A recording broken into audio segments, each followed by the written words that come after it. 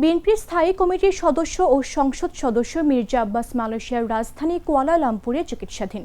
দীর্ঘ চিকিৎসা ও নিবিড় পর্যবেক্ষণের পর তার শারীরিক অবস্থা এখন উন্নতির দিকে।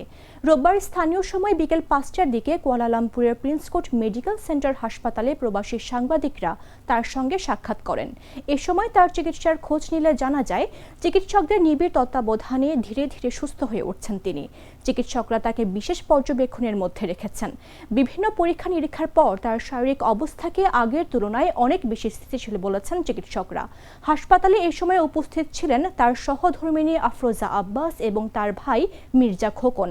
তারা জানান, চিকিৎসকদের পরামর্শ অনুযায়ী মির্জা আব্বাসকে পর্যাপ্ত বিশ্রাম ও পুনর্বাসন চিকিৎসার আওতায় রাখা হয়েছে। চিকিৎসার প্রতিটি ধাপ অত্যন্ত গুরুত্বের সঙ্গে পর্যবেক্ষণ করা হচ্ছে এবং চিকিৎসক দল তার শারীরিক অগ্রগতিতে সন্তোষ প্রকাশ করেছেন। চিকিৎসকের পরামর্শে প্রতিদিন হাসপাতালের নিচে হুইল চেয়ারে করে কিছু সময় চলাফেরাও করছেন তিনি।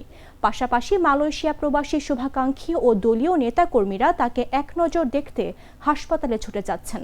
তাদের সঙ্গে কথাও বলছেন তিনি। 200-র বেশি সার্ভিস ও ফিচারে লেনদেনের সব বিকাশ অ্যাপে সম্ভব।